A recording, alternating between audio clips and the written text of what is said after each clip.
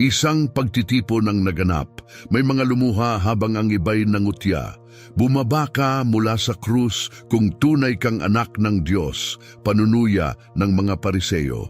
Ang mga sundalo sa malapit ay napatawa. Umalingaw-ngaw ang kanilang panlilibak, ngunit nanatiling tahimik si Jesus. Dumilim ang langit. Ang mga pako ay nakabaon sa mga kamay ni Jesus sa krus. Ang kanyang katawan ay sugatan at ang dugo'y dumadaloy patungo sa lupa. Sa gitna ng pagdurusang ito, nagsalita si Jesus ng 7 makabuluhang parirala, mga salitang maaalala bilang isa sa mga pinakamalalim na pahayag sa kasaysayan. Nagsimula tayo sa unang pangungusap. Ama, patawarin mo sila sapagkat hindi nila alam ang kanilang ginagawa.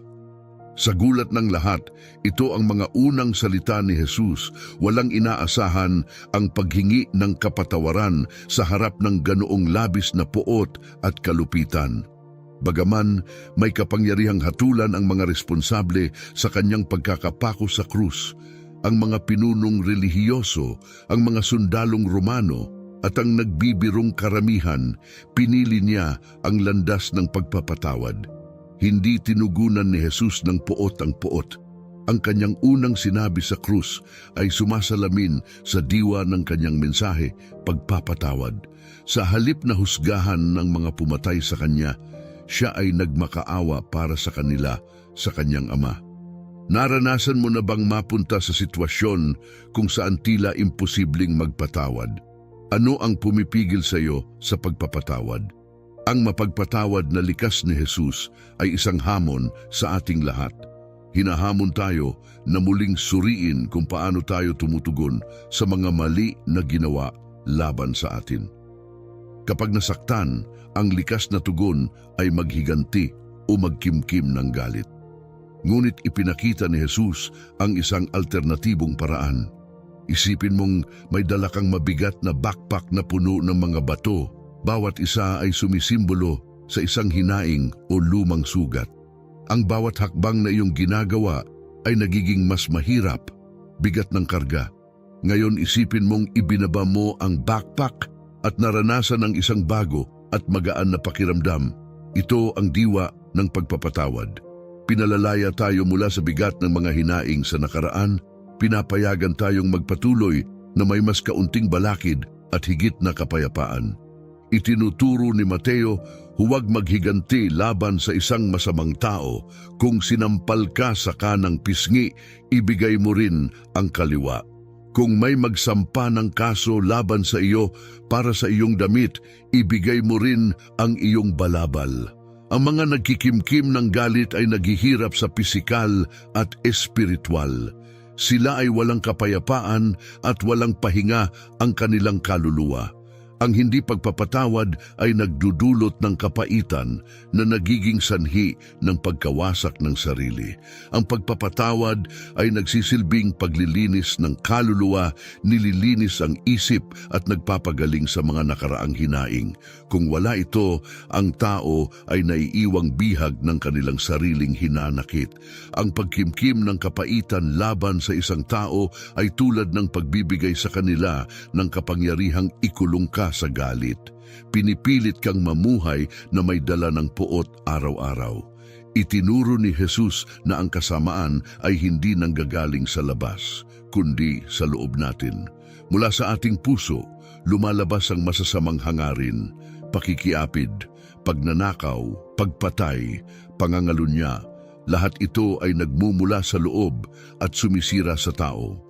Sa pamamagitan ng kanyang mga turo, hinahamon ni Jesus ang pananaw na ang tao ay produkto lamang ng kanyang kapaligiran.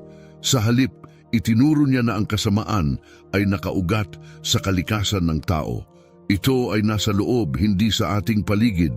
Mahalaga ang pagpapatawad dahil binabago nito ang kasamaan sa ating kalooban patungo sa isang bagay na banal. Ipinapakita nito ang pangangailangan ng walang kondisyong pagpapatawad, ang tanging puwersang makakapagbigay ng pagkakataon para sa personal na pagbabago sa mga taong may dalang kasamaan.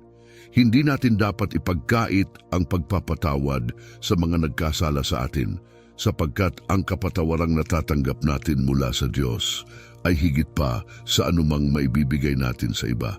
Kung wala ang banal na kapatawaran, ang pagkakataon para sa pagbabago at pagtubos sa ating buhay ay magiging imposible. Gaya ng sabi ni Mateo, kung pinapatawad ninyo ang iba kapag nagkasala sila laban sa inyo, patatawarin din kayo ng inyong amang nasa langit. Ngunit kung tatanggihan ninyo ang pagpapatawad sa iba, hindi rin kayo patatawarin ng inyong ama sa inyong mga kasalanan. Ngayon suriin natin ang ikalawang pahayag na sinabi ni Jesus sa krus, "Tinitiyak ko sa iyo, ngayong araw ay makakasama mo ako sa paraiso." Si Jesus, kinilala bilang anak ng Diyos, ay ipinako sa pagitan ng dalawang kriminal. Hindi lang sila mga ordinaryong magnanakaw, kundi mga mararahas na tulisan na pumatay habang nagnanakaw. Ipinakita ang kawalang respeto sa buhay at ari-arian. Ang kanilang mga buhay ay nagdala ng pagdurusa sa marami, at ang kanilang presensya ay pahirap sa mga nasa paligid. Sa gitna, si Jesus ay itinuring na pinakakilalang kilala sa tatlo, inakusahan ng paglapastangan sa Diyos at paghihimagsik laban kay Cesar. Pinalilibutan siya ng mga panunukso at pangiinsulto. Ang kriminal sa kaliwa niya, puno ng sama ng loob, ay hinamon siya, "Kung ikaw ang Mesyas, iligtas mo ang iyong sarili at kami." Ngunit ang kriminal sa kanan niya, nanginginig ang boses, ay sinaway ang kanyang kapwa-kriminal, "Hindi ka ba natatakot sa Diyos gayong pareho lang ang ating hatol? Nararapat lang sa atin ang parusang ito dahil sa ating ginawa, ngunit ang taong ito ay walang kasalanan." Pagkatapos, humarap siya kay Jesus na may pag-asa at mapagpakumbabang sinabi, "Jesus, alalahanin mo ako kapag pumasok ka sa iyong kaharian." Sa sandaling iyon, sinabi ni Jesus, "Tunay na sinasabi ko sa iyo, ngayon ay makakasama mo ako sa paraiso." Naroon ang isang tao, isang makasalanan, na tumanggap ng pangako ng kaligtasan. Ipinapakita nito na gaano man kalayo ang ating nalalakbay, ang pagkakataon para sa biyaya ng Diyos ay nananatili. Hindi inalok ni Jesus ang malayong pag-asa, kundi ang agarang katiyakan. "Ngayon, makakasama mo ako sa paraiso." Ang magnanakaw na ito ay may natatanging pagkakataon upang marinig ang mga panunuya laban kay Jesus at ang kanyang mga unang pahayag ng kapatawaran ng mas malinaw kaysa sa iba. Ang pagtingin sa hindi paghingi ni Jesus ng paghihiganti laban sa mga nagpapahirap sa kanya, kundi sa halip ay nanalangin para sa kanilang kapatawaran, ay maaring malalim na nakaapekto sa puso ng kriminal sa kanyang kanan.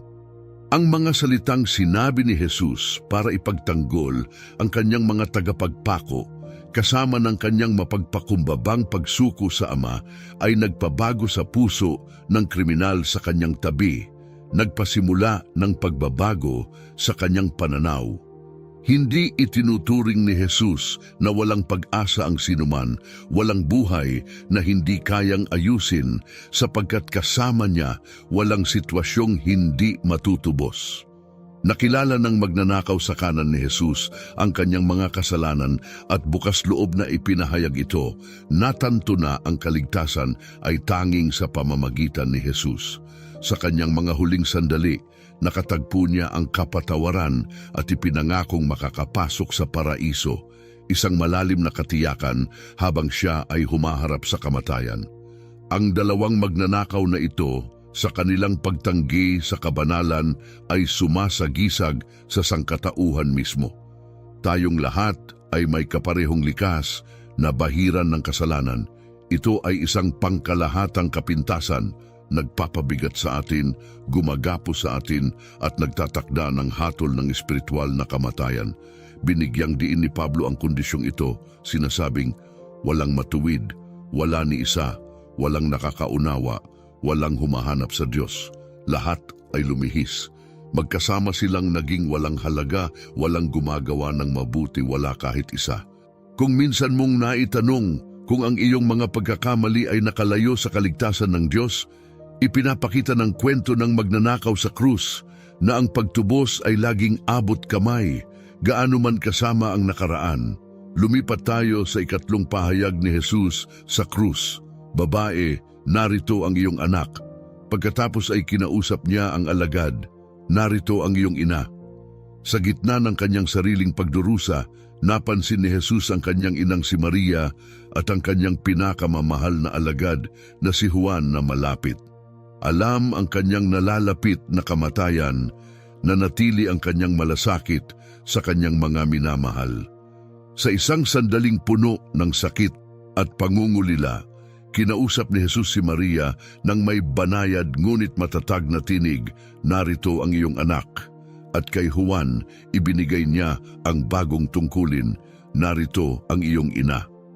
Ang mga mapanglaw na salitang ito, sinabi sa kritikal na sandali, ay nagbibigay diin sa kanyang walang hanggang malasakit at maingat na pagpaplano. Sinisiguro na ang kanyang ina ay patuloy na maalagaan matapos ang kanyang pagpanaw. Nalalaman ni Jesus ang natitirang sandali sa kanyang buhay, kaya't inunan niya ang pangangalaga sa kanyang ina, sinisigurong hindi siya maiiwan, mag-isa o walang proteksyon. Yamang si Jose ng Nazaret, ang panglupang ama ni Jesus, ay marahil pumanaw na magiging lalo pang mahina si Maria bilang isang balo na walang pisikal na tagapagtanggol. Isipin ang pagkakatulad sa isang hardin kung saan ang bawat halaman ay umaasa sa isa't isa para sa lakas at paglago. Ang bawat halaman ay nagbibigay ng lilim, sustansya at suporta sa mga kalapit nito, katulad ng ating mga espiritual na buhay, kung saan kumukuha tayo ng lakas at ginhawa mula sa ating pananampalatayang komunidad na nagsusuportahan sa isa't isa. Si Jesus ay ipinako sa krus alas 9 ng umaga. Mula noon hanggang tanghali, tiniis niya ang sakit sa ilalim ng direktang araw, kung saan sinabi niya ang tatlong makapangyarihang pahayag mula sa krus. Pagsapit ng tanghali, isang sobrenatural na kadiliman ang bumalot sa buong lupa, isang malungkot na paglalambong mula sa kalangitan na tumagal ng 3 oras. Bandang alas 3 ng hapon, habang ang kadiliman ay nagsimulang humupa, binitawan ni Jesus ang kanyang ika-4 na pahayag, isang masidhing sigaw ng pag-iisa. Diyos ko, bakit mo ako pinabayaan? Ang tanong na ito ay tumagos sa tahimik na kalungkutan na bumalot sa Golgota, na tanging napuputol ng mahihinang bulong at bulong-bulungan ng mga tao. Sa buong kasulatan, ang kadiliman ay sumasagisag sa iba't ibang malalim na konsepto bilang kabaliktaran ng liwanag. Ito'y kumakatawan sa kaguluhan, kasamaan, kamatayan, kasalanan, ang diablo at hatol ng Diyos. Ang mundo ay nananatiling nakabalot sa malalim na kadiliman, isang metapora para sa espiritual na pagkabulag na ipinapataw ng diablo sa mga hindi naniniwala. Nang mahuli si Jesus, sinabi niya sa mga punong saserdote at mga nakatatanda ang kabigatan ng kanilang mga aksyon at ang kadilimang bumalot sa kanila. Araw-araw ako'y kasama ninyo sa pagtuturo sa mga templo at hindi ninyo ako hinuli, subalit ito ang inyong oras, ang panahon kung kailan naghahari ang kadiliman.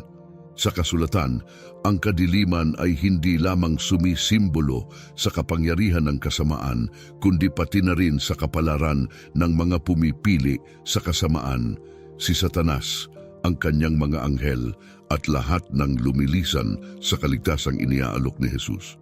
Madalas na inilalarawan ni Jesus sa kanyang mga talinghaga ang madilim na kahihinatnan para sa mga masasama, tulad ng hindi tapat na mga alipin na itinapon sa labas ng kadiliman kung saan may iyakan at pagngangalit ng ngipin. Sa talinghaga ng makipot na pintuan, hinimok niya ang kanyang mga tagasunod na magsikap na makapasok sa makipot na pintuan, sapagkat kapag isinara na ng may-ari ng bahay ang pintuan, ang mga naiwan sa labas ay wala ng pagkakataon. Sa ilalim ng nakakapit na kadiliman, nanatiling tahimik si Jesus. Siya ang katuparan ng propesya ni Isayas, ang perpektong kordero na dinadala sa patayan na, tulad ng isang tupa sa harap ng mga magugupit, ay nanatiling tahimik at hindi nagsalita. Naranasan mo na bang makaramdam ng ganap na pag-iisa, na para bang iniwan ka ng lahat, maging ng Diyos? Naranasan ni Jesus ang matinding dalamhating iyon.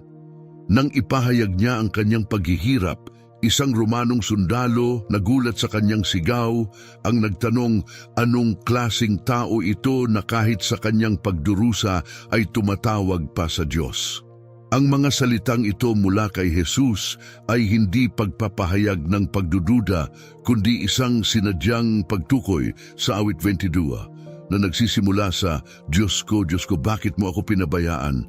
Bakit napakalayo mo sa pagligtas sa akin, napakalayo sa mga salitang aking pagdaing?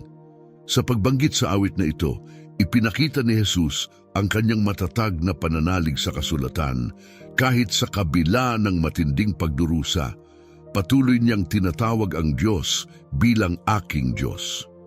Siya ang halimbawa ng kahalagahan ng paninindigan sa ating pananampalataya, pagkapit sa Diyos kahit na ang ating mga sitwasyon ay nakalilito. Ang tila pag-abandona ng Diyos ay hindi permanente. Si Jesus ay muling nabuhay sa ikatlong araw. Gayon din, ang ating mga pagsubok at mga paghihirap ay hindi ang katapusan ng ating kwento. Sa pamamagitan ni Kristo, ipinangako sa atin ang muling pagkabuhay at buhay na walang hanggan. Ang kanyang masidhing sigaw ng pag-iisa ay nagbigay katiyakan sa atin na kahit na naglalakbay tayo sa pinakamadilim na mga lambak, siya ay kasama natin, ginagabayan tayo patungo sa liwanag. Sa buhay, nakakasagupa tayo ng mga sandali ng kalituhan, puno ng mga katanungan sa gitna ng ating mga krisis, mga panahon ng sakit, pagkawala, kabiguan. Madalas tayong tumingin sa langit at magtanong, bakit? Bakit ako nagdurusa? Bakit ako nawalan ng trabaho? Bakit namatay ang aking mga anak? Bakit ako iniwan ng aking mga kaibigan sa oras ng aking pangangailangan? Ang mga kasulatan ay naglalahad ng marami na naghayag ng kanilang hinaing sa kalangitan. Mahalagang maunawaan na hindi laging ibinibigay ng Diyos ang mga paliwanag sa ating pagdurusa. Hindi natin palaging nauunawaan ang kanyang mga banal na plano. May mga pagkakataong tila walang gabay na liwanag sa dulo ng ating mga daan at may mga sandali ng nakakabinging katahimikan mula sa Diyos. Si Jesus mismo ay nakaranas ng matinding pag-iisa, iniwan ng bayan, ng mga pinuno, ng mga kasama at tila maging ng kanyang ama. Bakit tila iniwan ng Diyos si Jesus ang kanyang minamahal na anak kung kanino siya'y labis na nalugod, ang anak na mahalaga pa bago pa man likhain ng mundo? Sa sandaling iyon, ang kasagutan ay tila nakatago. Bagaman natupad ng misyon ni Jesus ang propesiya ni Isayas, ang nagdurusang lingkod na pagkatapos makita ang bunga ng kanyang pagdurusa ay masisiyahan na nalalaman na ang kanyang sakripisyo ay nagbigay ng katuwiran sa marami at inako ang kanilang mga kasalanan. Sa ating mga sariling lambak ng pagdurusa, nararapat na itaas natin ang ating mga mata sa kadakilaan ng Diyos kaysa sa manatili lamang sa ating sakit. Ang pagtuon sa ating sarili ay maaaring magdulot ng pangamba, ngunit ang pagtingin sa Diyos ay maaaring magdala ng kapayapaan sa ating mga pagsubok. Ngayon, ukol sa ikalimang pahayag mula sa krus, nauuhaw ako. Ang pagpapako sa krus ay kumakatawan sa pinakakakilakilabot na anyo ng pagbitay. Matapos ang pagpapahirap, ang mga hinatulan ay ipinapako sa krus, iniiwang magdusa sa ilalim ng matinding init ng araw. Ang pisikal na sakit ay matindi, pagdurugo, pulikat ng kalamnan, pagkakapos ng hininga, at matinding uhaw. Ang pisikal na katotohanan ito ay ipinahayag na sa awit 22. Tuyo na ang aking bibig na parang bibinga at ang aking dilay dumidikit sa aking ngalangala. Sa tindi ng uhaw ni Jesus, isang sundalo, Sa tila walang gaanong pag-aalala ngunit may kasamang kahigpitan, ay binasa ang espongha sa suka at iniabot ito sa mga labi ni Jesus. Ang kilos na ito, bagaman tila maliit, ay nagdadala ng simbolikong kalupitan na naglalarawan sa lalim ng pisikal na pagdurusa ni Jesus habang tinutupad niya ang propesiya ng kasulatan. Sa mahalagang sandaling iyon, ang mas malalim na kahulugan ng pagdurusa ni Jesus ay nagkaroon ng malinaw na pag-unawa. Hindi lamang siya nagpapasa ng kamatayan, tinutupad niya ang propesiya. Lalo na ang propesiya sa awit 69 na nagsasaad, nilagyan nila ng apideo ang aking pagkain at pinainom ako ng suka sa aking uhaw. Ang direktang ugnayan sa pagitan ng kasulatan at mga kaganapan sa krus ay nagpapakita ng ideya na may tiyak na plano ang Diyos kahit sa pinakamadilim na kalagayan. Ang bawat detalye ng pagdurusa ni Jesus ay naipahayag at ang bawat isa ay naganap nang may eksaktong katuparan. Ang pagkaalam na ito ay nagpapalakas ng ating pananampalataya. Pinapanatag tayo sa soberanong pamamahala ng Diyos sa lahat ng mga pangyayari, kahit na ang mga sitwasyon ay tila wala ng pag-asa.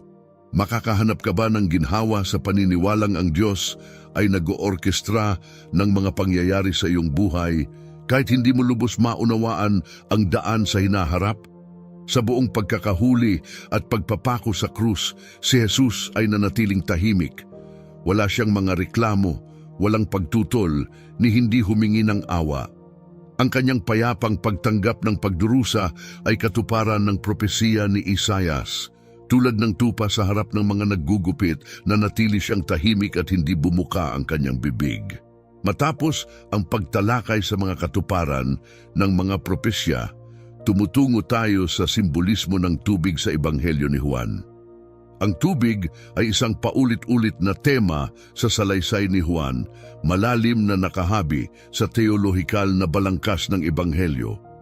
Ang pampublikong ministeryo ni Jesus ay nagsimula sa pagbabago ng tubig tungo sa alak na nagpapahiwatig ng pagsisimula ng isang bagong tipan. Ipinahayag niya ang sarili bilang pinagmumulan ng tubig na nagbibigay buhay sa babaeng Samaritana sa balon na nangangako ng walang hanggang pagganap ng espiritual na uhaw. Kadalasang nasasangkot ang tubig sa kanyang mga himala, mula sa pagpapagaling ng paralitiko sa paliguan ng Bethesda hanggang sa pagpapalakad sa isang bulag upang maghugas sa paliguan ng Siloam, at maging sa pagpapakita ng kanyang kapangyarihan sa kalikasan sa pamamagitan ng paglakad sa tubig ng dagat ng Galilea. Sa kapistahan ng tabernakulo, kanyang idineklara, "Sino man ang nauuhaw, lumapit sa akin at uminom," na iniuugnay ang kanyang sarili sa tubig na ibinubuhos sa altar.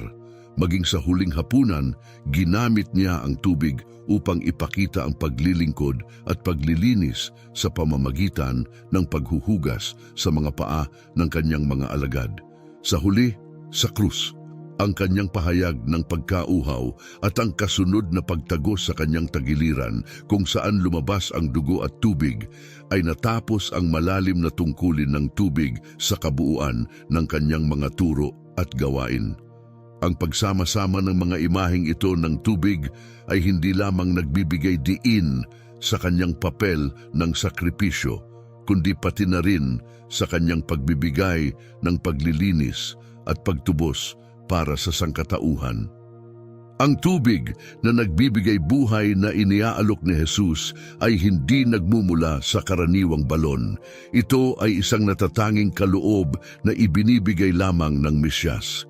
Inilalarawan ni Jesus ang tubig na ito bilang isang banal na handog, higit pa sa alinmang pinakamainam na tubig ng mundo. Sa halip na simple lamang magpawi ng pisikal na uhaw, na maaaring maglimita sa paglago ng espiritu, nag-aalok si Kristo sa pamamagitan ng kanyang espiritu ng isang walang hanggang bukal sa ating kalooban na patuloy at walang hirap na tumutupad sa bawat pangangailangan ng panibagong sigla.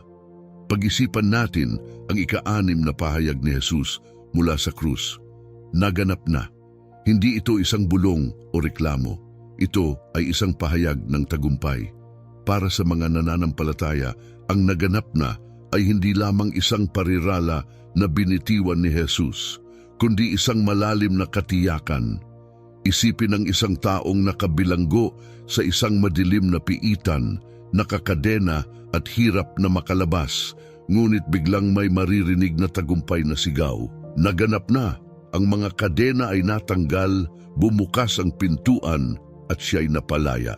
Sa ganitong paraan, pinalalaya tayo ng sakripisyo ni Jesus mula sa pagkaalipin sa kasalanan at binubuksan ang pinto ng langit para sa atin.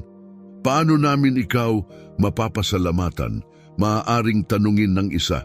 Tutugon si Jesus, hindi nyo kailangang bayaran, binayaran ko na ang lahat. Sa kapalit, dapat ipakita ng ating mga buhay ang malalim na pasasalamat. Dapat nating tularan ang kanyang halimbawa, magmahal tulad ng pagmamahal niya sa atin.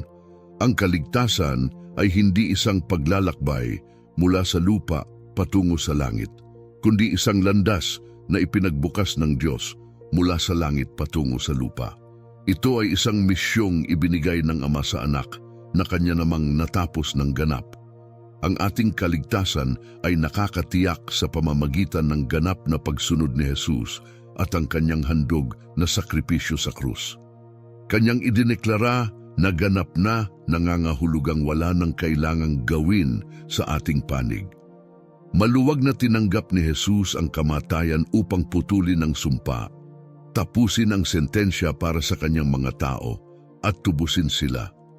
Sa pamamagitan ng pagbabayad ni Kristo at ang kanyang tagumpay laban sa kamatayan at sa libingan, tayo ay napalaya mula sa pasanin ng kasalanan, ang hirap ng sumpa, ang kasindak-sindak na hatol, at ang pangamba ng walang hanggang kaparusahan. Tayo ay napalaya at pinatawad sa pamamagitan ni Jesus, ang ating dakilang mataas na pari. Ang kaligtasan ay hindi gantimpala para sa mabubuting gawa, kundi isang kaloob ng banal na biyaya. Hindi kung ano ang ginagawa natin para sa Diyos, kundi kung ano ang ginawa niya para sa atin. Ang pananampalataya ay katulad ng nakaunat na kamay ng isang pulubi, mapagpakumbabang tinatanggap ang handog mula sa isang hari. Itinakda ni Jesus ang ating kaligtasan sa pamamagitan ng kanyang sariling dugo ng sakripisyo. Iniwang wala tayong utang sapagkat kanyang ipinahayag na lahat ay natapos na. Ngayon, tumungo tayo sa ikapito at huling pahayag ni Jesus sa krus. Ama, sa iyong mga kamay ay iniaalay ko ang aking espiritu.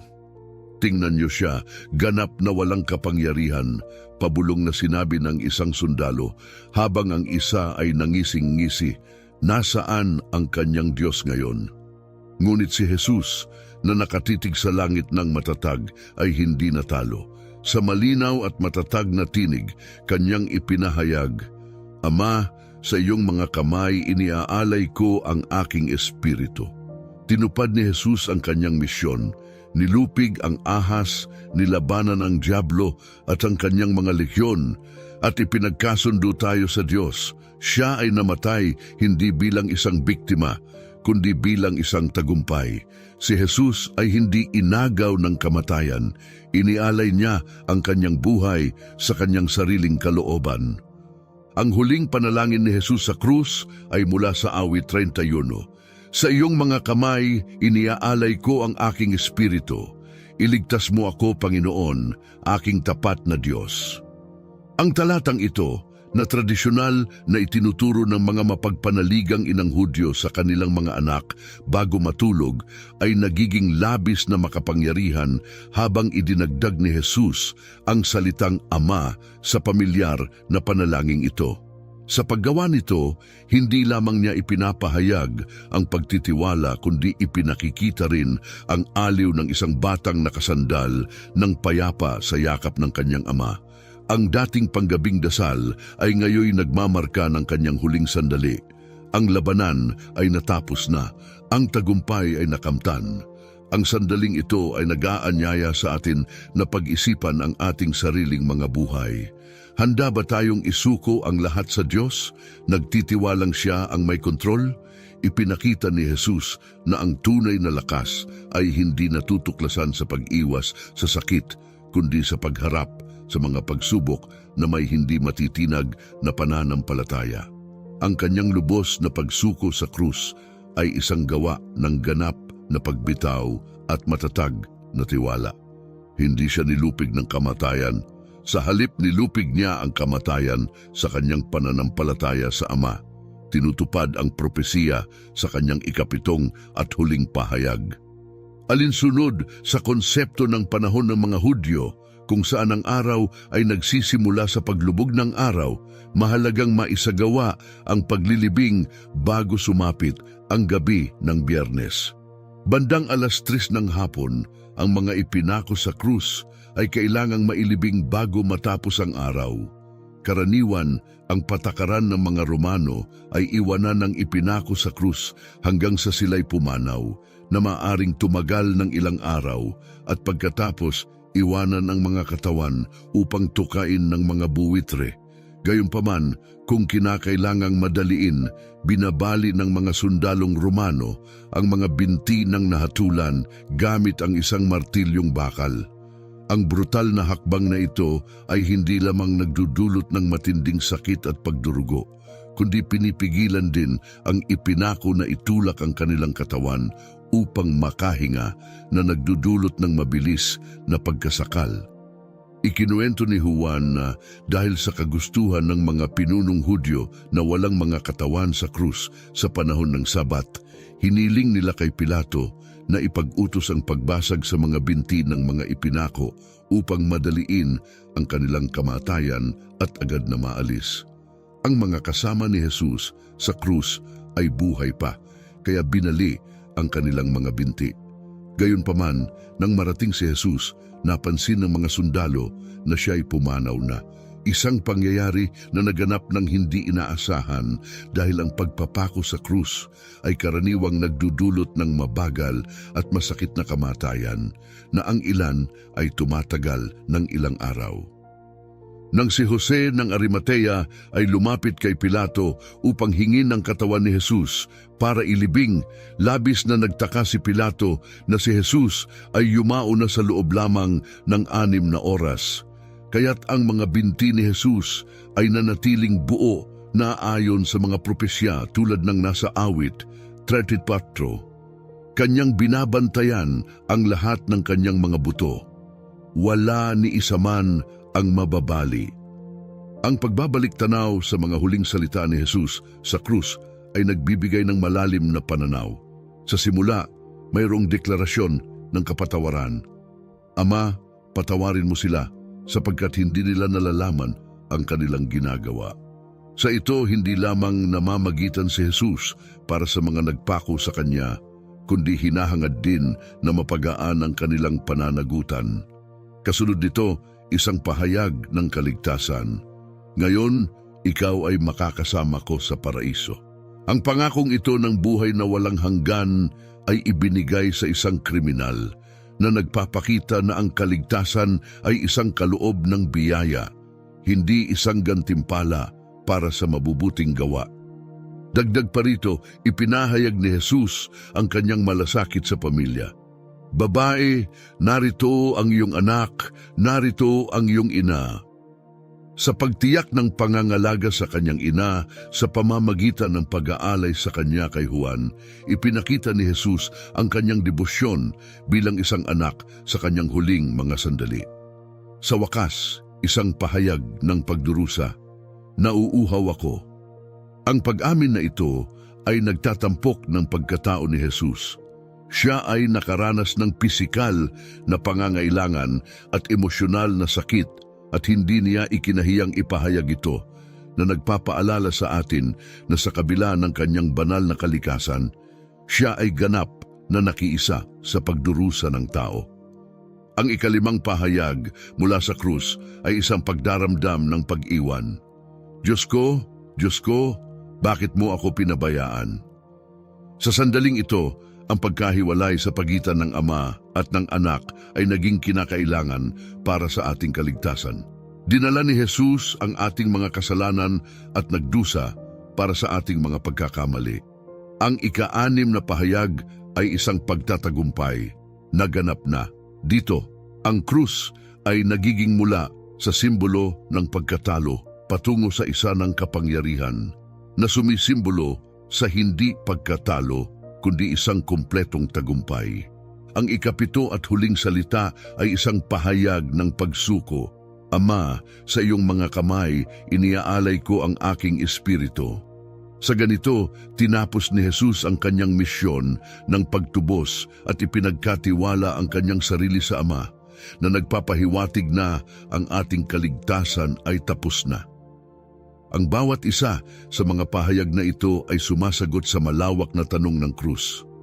Bakit kinakailangang mamatay si Jesus? Ang mga kasagutan ay sumasaklaw sa iba't ibang aspeto.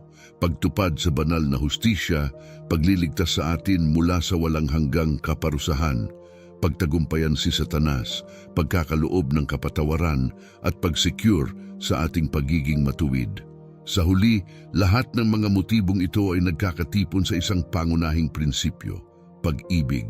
Ang kamatayan ni Jesus ay hinimok ng pag-ibig. Ang sakripisyo ng Ama, ng Anak, ay isinagawa ng pag-ibig. Pag-ibig na nakatuon sa atin. Ang Diyos ang esensya ng pag-ibig at ang kanyang pag-ibig ay walang hanggan. Ang pag-ibig na ito ay nauna sa ating pag-iral. Hindi tayo ang unang nagmahal sa Diyos, kundi Siya ang unang nagmahal sa atin at tinawag tayo sa kabutihan. Ang pag-ibig ng Diyos para sa atin ay umiiral na bago pa man ang paglikha ng mundo. Para sa mga Kristiyano, ang krus ay higit pa sa isang relihiyosong sagisag. Ito ay isang malalim na paalala ng pagtutubos ng Diyos at ang pinakamataas na sakripisyo ni Jesus. Hinahamon tayo nito na mamuhay ayon sa mga turo ng Ebanghelyo, mahalin ang ating kapwa gaya ng ating sarili at magsikap para sa katarungan at kapayapaan sa isang mundo na kadalasang taliwas dito. Ang pamana ng krus ay isang imbitasyon sa personal na pagbabago. Hinihimok tayo na mamuhay ng mga buhay na sumasalamin sa pag-ibig at biyayang natanggap natin at ibahagi ang mga regalong ito sa bawat taong ating makakasalamuha. Habang tinatapos natin ang video na ito, inaasahan naming nararamdaman ninyo ang inspirasyon na bigkasin ang mga salita ng Apostol Pablo. Ako'y ipinako na sa krus na kasama ni Kristo at hindi na ako ang nabubuhay, kundi si Kristo ang nabubuhay sa akin. Ang buhay na ito sa katawang pisikal, ako'y nabubuhay sa pananampalataya sa anak ng Diyos na umibig sa akin at nagbigay ng kanyang sarili para sa akin. Hinihimok tayo nito na yakapin ang pamana ng krus na may kababaang loob at pasasalamat. Kinikilala ito bilang landas tungo sa tunay na buhay na may pakikipag-isa sa Diyos at sa isa't isa. Sa ganito natapos ang pinakamalalim na talumpating na ibigay kailanman. Ginugol ni Jesus ang kanyang mga huling sandali sa krus mula 9:00 ng umaga hanggang 3:00 ng hapon. Sa umaga, siya ay ipinako sa krus. Pagsapit ng hapon, siya ay may korona. Sa mga oras ng umaga, siya ay itinuring na kalaban ni Cesar. Pagsapit ng hapon, siya ay naging anak ng Diyos. Sa simula, siya ay hinamak ng mga tao. Pagsapit ng hapon, siya ay pinaligiran ng mga anghel. Sa mga unang oras, siya ay namatay bilang isang kriminal sa lupa. Pagsapit ng gabi, siya ay namumuhay bilang isang residente ng langit. Nakiusap si Jesus ng awa para sa mga nagpapako sa kanya, sinasabing, Ama, patawarin mo sila sapagkat hindi nila nalalaman ang kanilang ginagawa. Paano natin maisasabuhay ang ganitong lalim ng pagpapatawad sa ating mga buhay? Sino ang dapat nating patawarin ngayon upang matanggal ang bigat ng sama ng loob sa ating mga puso? Sa nagsisising magnanakaw sa kanyang tabi, tiniyak ni Jesus, Ngayon, ikaw ay makakasama ko sa paraiso. Tayo ba'y may tiwala sa ating sariling kaligtasan? Tayo ba'y may matibay na pananampalataya sa pangako ni Jesus ng buhay na walang hanggan na kasama siya? Mula sa kanyang posisyon sa krus, kinausap ni Jesus ang kanyang ina at isang alagad upang tiyakin ang kanilang pag-aalaga, sinasabing, "Babae, narito ang iyong anak. Anak, narito ang iyong ina." Tayo ba ay may malasakit sa mga pangangailangan ng ating pamilya at mga mahal sa buhay? Paano natin maipapakita ang ating pagmamahal at suporta sa makabuluhang paraan? Ipinahayag ni Jesus ang kanyang dalamhati sa pagsigaw, Diyos ko, bakit mo ako pinabayaan? Naranasan mo na bang makaramdam ng pag-iisa sa gitna ng iyong mga pagsubok? Mahalagang tandaan na hinarap din ni Jesus ang ganoong kalungkutan na nagpapakita na hindi tayo tunay na nag-iisa sa ating mga paghihirap. Sinabi rin ni Jesus, "Nauuhaw ako," na nagpapakita ng kanyang ganap na pagkatao. Nakikilala ba natin ang ating mga limitasyon at pangangailangan? Tinatanggap ba natin ang alok ni Jesus ng espiritual na panustos upang mapuno ang ating pinakamatinding hangarin? Sa kanyang huling mga salita, naganap na tinupad ni Jesus ang kanyang misyon ng pagtubos. Ngunit may higit pang dapat maunawaan, marami sa mga pangyayaring ito ay matagal nang ipinahayag ng mga propesya bago pa man ito naganap. Tuklasin ang iba pang mga propesiya at kaakit-akit na mga pag-aaral sa Biblia sa playlist sa iyong kanan. Magkita tayo sa susunod na video. Pagpalain ka ng Diyos. Si Jesus, napansin ng mga sundalo na siya ay pumanaw na. Isang pangyayari na naganap ng hindi inaasahan dahil ang pagpapako sa krus ay karaniwang nagdudulot ng mabagal at masakit na kamatayan na ang ilan ay tumatagal ng ilang araw. Nang si Jose ng Arimatea ay lumapit kay Pilato upang hingin ang katawan ni Jesus para ilibing, labis na nagtaka si Pilato na si Jesus ay yumao na sa loob lamang ng 6 na oras. Kaya't ang mga binti ni Jesus ay nanatiling buo na ayon sa mga propesya tulad ng nasa awit 34. Kanyang binabantayan ang lahat ng kanyang mga buto. Wala ni isa man ang mababali. Ang pagbabalik tanaw sa mga huling salita ni Jesus sa krus ay nagbibigay ng malalim na pananaw. Sa simula, mayroong deklarasyon ng kapatawaran. Ama, patawarin mo sila sapagkat hindi nila nalalaman ang kanilang ginagawa.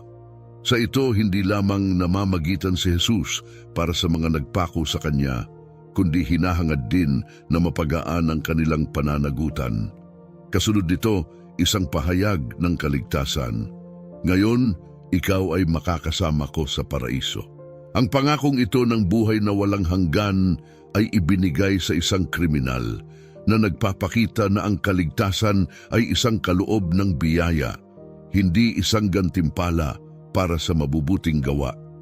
Dagdag pa rito, ipinahayag ni Jesus ang kanyang malasakit sa pamilya. Babae, narito ang iyong anak, narito ang iyong ina.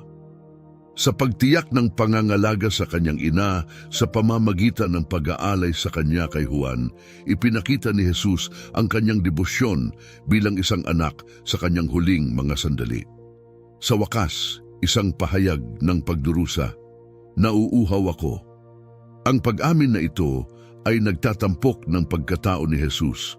Siya ay nakaranas ng pisikal na pangangailangan at emosyonal na sakit at hindi niya ikinahiyang ipahayag ito na nagpapaalala sa atin na sa kabila ng kanyang banal na kalikasan, siya ay ganap na nakiisa sa pagdurusa ng tao. Ang ikalimang pahayag mula sa krus ay isang pagdaramdam ng pag-iwan. Diyos ko, bakit mo ako pinabayaan? Sa sandaling ito, ang pagkahiwalay sa pagitan ng ama at ng anak ay naging kinakailangan para sa ating kaligtasan. Dinala ni Jesus ang ating mga kasalanan at nagdusa para sa ating mga pagkakamali. Ang ika-6 na pahayag ay isang pagtatagumpay. Naganap na. Dito, ang krus ay nagiging mula sa simbolo ng pagkatalo patungo sa isa ng kapangyarihan na sumisimbolo